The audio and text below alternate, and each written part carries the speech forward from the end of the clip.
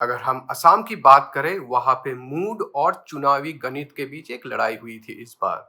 जो ये बीजेपी के पक्ष में जो मूड था, उसने कांग्रेस की जो एक महाजोट की जो चुनावी गणित थी, उसके साथ लड़ाई करी थी। और ये जो वर्डिक्ट है, वो बिल्कुल ही साफ है कि गणित मूड के सामने हार गई है और बीजेपी असम में अपना अगला सरकार बना रही है और ये है फाइनल नंबर्स। सो इन नंबर्स के पीछे असली कहानी क्या है? ये है कि बीजेपी ने अपना जो सपोर्ट बेस है, उसको नहीं खोया है एनटीसीए प्रोटेस्ट के बाद भी। और ये जो कोविड का जो एक पेंडेमिक हुआ, उसने उस एनटीसीए मूवमेंट को बिल्कुल ही कमजोर कर दिया। और असम की गवर्नमेंट जो हिमंता बिस्वा के शर्मा के नेतृत्व में जैसे उन्होंने इस पेंडेमिक को हैंडल किया, उसको जनता ने बहुत पसंद किया और उसके लिए वोट किया है। और बीजेपी की जो वेलफेयर स्कीम है, उसने भी बीजेपी को बहुत फायदा पहुंचाया है और उनके पार्टनर्स को भी फायदा पहुंचाया है। जो ये स्कीम थी, जो एक अरुणोदय की स्कीम थी, जो लड़कियों के लिए स्कूटी दी गई थी और जो ये हजारों टीचर्स को जो जॉब मिली थी, उसने बीजेपी को बहुत फायदा पहुंचाया।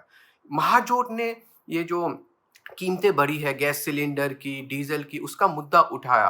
पर एक जो गरीब वोटर है जिसके अकाउंट में अरुणोदय के तहत 830 रुपये हर महीने आ रहा है, उसके लिए ये पैसे बहुत महत्वपूर्ण है और इसीलिए उन्होंने बीजेपी को अपना धन्यवाद जताने के लिए बीजेपी को वोट किया। और बीजेपी ने ये भी प्रॉमिस किया है कि अगर वो जीतते हैं, इस 830 रुपए को 3000 रुपए में तब्दील करेंगे और इसको क्रेडिट करेंगे। और जो ये जो महाजोट की जो मैथमेटिक्स थे, उनको लगा था कि ये जो सारे वोट शेयर कंसोलिडेट होंगे और उनके मिलेंगे, वो ऐसा नहीं हुआ। ऐसा लग रहा है कि ये जो वोट कंसोलिडेशन हुआ है, वो महाजोट के अगेंस्ट और बीजेपी के फेवर में हो गया है और ये जो वर्डिक्ट है, वो इसी चीज को दर्शाती है।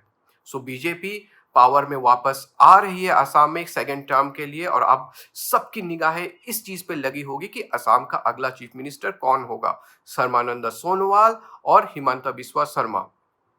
मैंने जब असम का दौरा किया था चुनाव के दौरान, तब मैंने ये सवाल लोगों से पूछा था और उससे ये बात उभर के आई थी कि लोग हिमांता को बहुत पसंद करते थे, पर उनको सोनोवाल भी कुछ गलत नहीं लगते थे क्योंकि सोनोवाल ने ऐसा कुछ भी नहीं किया कि जो गलत हो।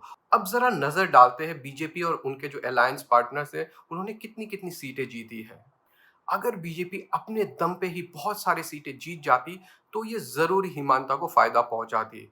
मतलब इन सर्कमस्टेंसेस में मेरा ये मानना है कि जो बीजेपी के नए नेता चुन के आए हैं और एजीपी और उनके जो नए पार्टनर्स यूपीपीएल है, वो ये चाहेंगे कि सर्बानंद सोनोवाल ही उनको लीड करे और असम के अगले मुख्यमंत्री हो। और इंग्लिश में एक कहावत है कि अगर if everything is going fine, why unnecessarily rock the boat. और मेरा ये मानना है कि बीजेपी भी अब यही चाहेगी कि अब चीजें जैसे चल रही थी, वैसे ही उसको चलने दे।